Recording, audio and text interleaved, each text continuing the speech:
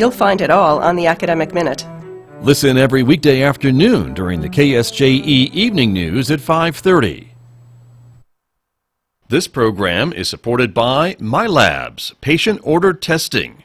San Juan Regional Medical Center is expanding its services to offer low-cost blood screenings year-round. Now offering walk-in convenience to get the blood tests you want when you want them. MyLabs, patient-ordered testing, is available at the hospital's laboratory and the Outpatient Diagnostic Center on 30th Street in Farmington. With nearly 20 tests available, there's an option for everyone. MyLabs, patient-ordered testing, a wellness service of San Juan Regional Medical Center.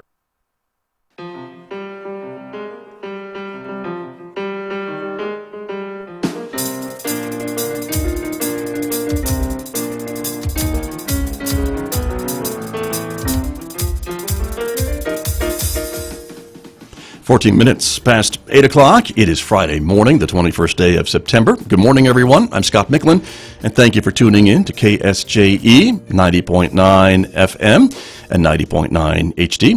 Also, a big welcome to our viewers who are watching this morning on the KSJE Facebook page and YouTube channel. In just a few moments, I'll be talking to my guest. Farmington Mayor Nate Duckett is standing by, and he will be here. And if you have a question for Mayor Duckett, you can chime in on our Facebook feed. Just type it in, and we'll see it here in the studio, and I will pass it along to the mayor, and he can answer it for us. But that's coming up in just a moment. But first, I want to remind you about a couple other things that are coming up later on this morning. At 9 a.m., it's Roving with the Arts with Mick Hess, and today Mick is playing music for French cafes. So at 9 a.m., maybe grab a second cup of coffee and head outside and make believe you're on the streets of Paris when you're really on the patio. But that's coming up at 9 here on KSJE. Don't forget about our Friday Spotlight program today at 12 noon when we talk about another community issue from one of our previous interviews. 12:30, our storytelling program produced in cooperation with the Farmington Public Library. That comes your way today at 12:30. And a special note about tomorrow on Saturday at 8 p.m. It's our vinyl program, Turntable Taxi. And this week, Turntable Taxi is featuring vinyl music of Mexican rock music for an hour. That's at 8 o'clock tomorrow night here on KSJE. You can always check out our programming schedule by going to our website at ksje.com. It's also where you'll find our regional events calendar at ksje.com, and I can show you some of the events for folks who are watching this morning on our YouTube channel and our Facebook page at ksje.com. As you can see it scroll through there. A couple of events going on. The Two Colorful Women, One Colorful Show continuing here at the San Juan College Henderson Fine Arts Center Gallery. The All Nations Powwow happening today here at the campus of San Juan College. Family Camp Out at the Riverside Nature Center happening today as well. And we want to remind you about the 38th Annual Cancer Walkathon, which is happening, of course, tomorrow at the San Juan Regional Medical Center Southeast parking lot on Pinion Street. Just a few of the many events that you'll find on our regional events calendar at ksje.com. Well, now let me turn to my guest who's here in the studio with me this morning. It's always great to have him here, Farmington Mayor Nate Duckett. Mayor Duckett, good morning. Good morning, Scott. How are you? I'm well, thanks. How are you? Fantastic. It's good to have you here. Well, I wouldn't want to be anywhere else. On a Friday morning. Especially on a Friday morning. I appreciate that. Yeah. But you've got a golf date later on this morning, so that's a perfect Friday for a lot of people, right? It is a good Friday when you get to go out and support charity and play 18 holes, so right. It's going to be good. That's excellent. And this is a charity for a golf tournament for whom? It's going to be actually the golf tournament today where all the money is going towards Grace Morrissey. Nice. So for folks who know Adam Morrissey from Strike Zone, Grace's daughter is actually having surgery today up in Denver, so our thoughts and prayers are with them right now. Yeah, it's one of those special moments of the year where we get to go out and get to raise a lot of money for a special organization, a special child here in town, and today it's Grace. Very good. All right. Well, good luck with your swing. I hope it goes long and straight. I'm hoping that my partners bring their A game today. Okay. Yeah. Which is interesting because I'm playing with Chief Hebby, Councilman Scher, and Bob Tyler, who's the husband of our Deputy Chief, Jessica Tyler. So, okay. Yeah.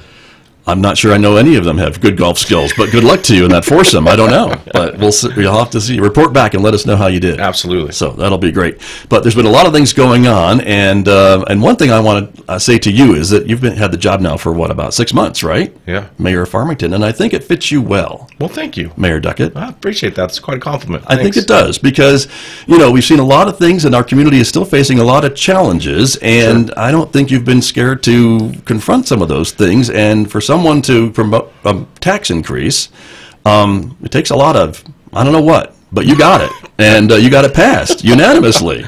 And I think that deserves some congratulations, because there's some specific things that you want to see done with this money, and I think it can really help the community, and this community is at kind of a turning point in its history. I agree, and I think that's why this moment in time is of the essence, and the importance and the urgency that this council has also agreed upon that we need to put forward. But I think the more important component here is it's the community who is asking, what are we going to do? And there's so many ideas that flood in from organizations and people saying, have we tried this, and why aren't we doing this? And it all came down to the fact that we didn't have any money to do any of those things. Right. And from my history here on the city council for the last 4 years, and seeing how the city operates, it operates lean and mean. I mean, there was a 20% decline in 2009. We talk about this all the time, and jobs were cut, and expenses were cut, and things were deferred down the road for replacement repairs, and it finally hit a point to where you're going to facilities here in our city, you're looking at how the operation is, and you're saying, we've got to do something. But it's not just about funding city, it's about funding a future for Farmington. And anything we do in regards to the tax increase that you just mentioned, that 0.25% is going into a fund that we're calling the CTED Fund, Community Transformation and Economic Diversification. Those projects that'll be vetted out by council are going to be designed for catalytic type growth in public-private partnerships to keep people coming here. And I guess that's the key. Right, and I was going to say that is the key with this whole tax increase. It's not just throwing money at issues, problems, projects, whatever. The council is going to be looking at it and say, what's the greater good if we spend X amount of dollars on this? Is there a private-public partnership? Is there a private entity that wants to partner with us to do this XYZ thing? Well, and is it going to help us economically in the future? That's the key. How is it going to economically help us? Because there's a lot of things that they're very broad when it comes to economic diversification. And it can be something as simple or as broad as Farmington Lake recreation, amenities. We want to put the utilities in there, and water, sewer, electric, so that somebody could come in and open up a restaurant or some other business that has to deal with lake functions. We have gone out and we've started negotiating contracts for aerial adventures at Farmington Lake, which is zip lining. So we're looking at an anchor type activity that's going to continue to bring people from all over the four corners year round. And when you come out and you go zip lining or do the other things at the lake, then you're going to go to the restaurants, or you're going to stay the night. And when it comes summertime next year and we've got the water park open, well, geez, now I can plan out a whole weekend of fun for my family outdoors here in the city of Farmington. And that's what you've been talking about, what the Convention and Visitors Bureau has been talking about, all these things, and the whole outdoor recreation industry initiative is part of as well as all of this outdoor stuff that we are, I think, uniquely qualified to present to people because of our climate, because of our landscape, because of all the things that we enjoy about living here. Yeah. You know, hats off to the CVB and to Tanya Stinson and her staff and Jim Glover and Mary Ann Tenenbaum with Once a Day Marketing. They were really the catalyst that started this branding initiative and asking the community, who do we want to be? There was an identity crisis in my mind, and it still exists out there right now. Who do we want to be? And all the information they got back from the public said, look, we should be an outdoor recreation mecca.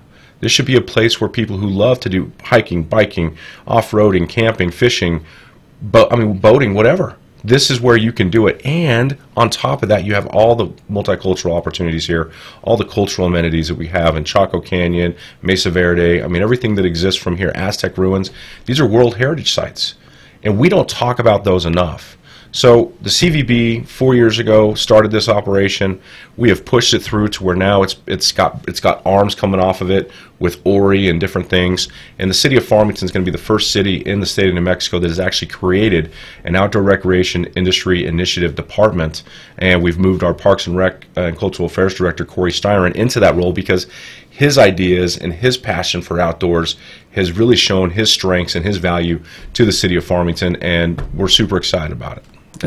As you can tell. I can tell from watching your face as you talk about this. You're very excited about it, Mayor Duckett. We have a message for you from Bernalillo, New Mexico, that you are a really good guy to help Farmington prosper. Well, thank you. How's that? That's a great compliment. See? Yeah. So there you go. But it's not without hard work. And I think a lot of folks would probably say, but, our bread and butter has really been oil and gas and extractive industries for so many years. They've done a lot for this community. We're not abandoning those industries while we try to look at diversifying, correct? Well, of course not. And the part that the city of Farmington plays in the oil and gas play in the area, we really want to be the centerpiece for where they locate their offices, where their employees live, and that's what draws people to this area. So if your operation is in San Juan County, obviously we want you to live and play inside the city of Farmington.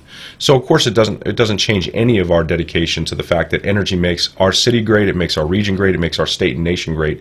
That is a centerpiece of who we are. But we have to be attractive and competitive now with cities all across the western United States that are bringing these companies in. And it's the employees who drive a lot more of that than the companies, because the employees decide where they want to be. We want them to be here, and we want to create that environment that says, look, I can't wait to go back to Farmington. And to that point, for those individuals who have worked here, whether they worked for ConocoPhillips or some of these other players that have left the area, there's going to be a time that they have to retire. And we want this to be a place that they think about when they say, man, where would be a great place to go back to? Where can we live and enjoy the last years of our lives? Right here, man. 300 days of sunshine, big city type amenities. We share this economy with Durango. We've got such a beautiful region. There's no better place than Four Corners, USA in my mind. Especially if they're having to deal with traffic in Houston for a few years, or Tulsa or something, right? For 5 to 10 minutes of a commute, you can get anywhere you want in the city. I mean, I think that's a really important thing. I saw an article the other day that talked about commutes just keep getting longer and longer and longer. And you're going to start seeing this drawback in my mind of people saying, where else can I go and what else can I do there? And we need to have those opportunities and that quality of life for them. And when we talk about the energy industry, it's not that it's not a big player still in this region, but it is changing just like everything else is changing, and that is why I think the city is looking at other ways to diversify and not just put all the eggs in one proverbial basket. Well, I mean, if you walk into the School of Energy right now and you look up in the ceiling with all the banners of all the companies who helped build that place, they're gone. They're not even here anymore, or they've changed, they've been bought out. And the fact of the matter is that technology that goes into extracting energy out of the ground is also improving, which means there's less manpower, less jobs associated with doing what they used to do before. So yes, I think it's just an environment of what change is bringing to all industries, and we need to set ourselves up in a position where we can take advantage of the other strengths that we have that we haven't done well in promoting, and make that a centerpiece of who we are. I think I've used centerpiece now 3 times. That's okay. We got to find another word. It's an important word, and it's an important centerpiece of what you're talking about, Mayor Duckett. So there you are. Now you got me doing it. Yeah. But on that point, let's talk a little bit about the power plant, because I know that's a big concern for a lot of folks. We had Kim Carpenter, the San Juan County CEO, was here yesterday. Very concerned, certainly, about the future of that plant. If P&M is really going to get out of the coal-fired energy business, then that means that plant is going to be empty. And the future is, what if? What if it closes? What if we get another operator? What if? All these unknowns, I guess, right? Because we don't know what's going to happen, except that we seem to know that P&M wants out. That's the only thing we do know. Well, that's absolutely the foundation of why we are right now confronting their assumptions that they put out in their IRP that's going to the PRC. Right. How many of these can we use? And making the statement to say, look, you've made a commitment that this plant was going to stay open past 2035, and you've turned around and said otherwise, but the reasons that you're saying that is because you want to save customers money, and that's simply not true. And that's just a small component of that. But the fact, all you have to do is look at what's going on in California right now, and over the last, I don't know, I think we're looking at the last 11 years, a study that we looked at the other day, their energy prices have increased 5-fold. I mean, they're up there over 20 cents per megawatt hour, where we're sitting at 9 cents per megawatt hour. So we're looking at this from a standpoint to say, look, state of New Mexico, look at P&M customers. This isn't going to be a good thing for you. And New Mexico, in and of itself, is facing the same things we're facing here locally. Energy is driving the base foundation of the economy.